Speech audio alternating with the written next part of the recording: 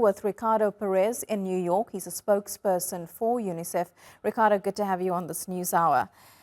Your organization put out a statement just last week saying almost 3,000 children have been cut off from treatment for moderate and severe acute malnutrition in southern Gaza alone.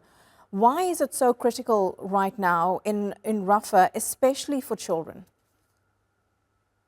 Thanks for having me. Well, it's so critical because for the last 8 months, children have been at the very sharp end of this crisis. We've been calling it a war on children for a reason. Children have been killed, maimed, displaced, separated from their families.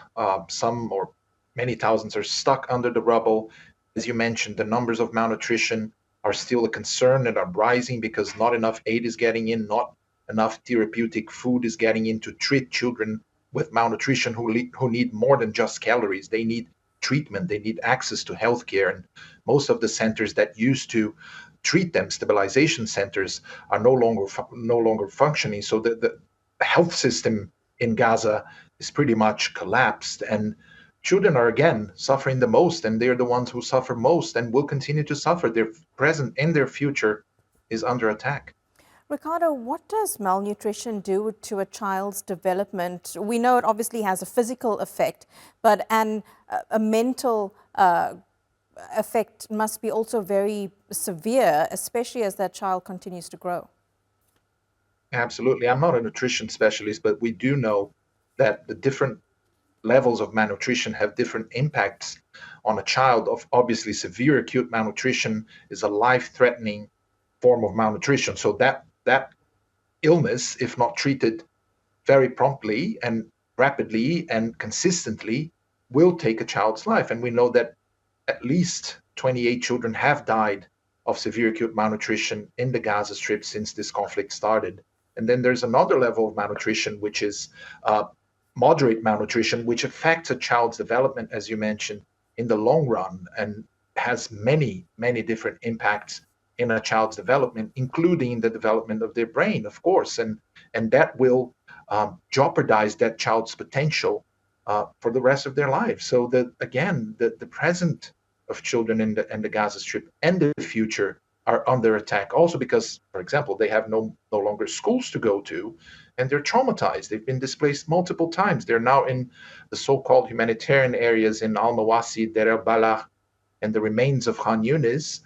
At least 500,000 children are there after multiple displacements, living in tents which are now at 55 degrees heat because summer is coming, and yet they're not getting enough aid. They're still not protected. They're still not safe, and their well-being is still not at the top of the agenda.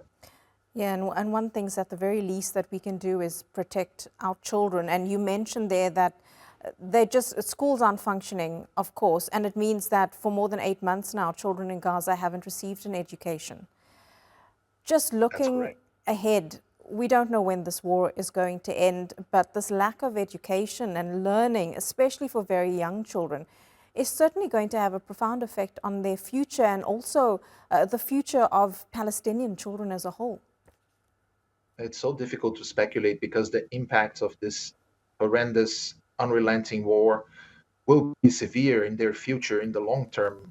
As you mentioned, education is no longer existent in the Gaza Strip. So children have been out of school for 8 months and universities have been destroyed. So even higher education for those who managed to go through high school and middle school is no longer available, and children are traumatized. It's very safe to say that every single child in the Gaza Strip today is traumatized, and processing that trauma, making sure that they can live with the horrors that they've seen and experienced, is adamant before they can even start considering going back to school, which, by the way, doesn't exist anymore. The schools, I don't have the exact number here, but we know many school buildings have been destroyed.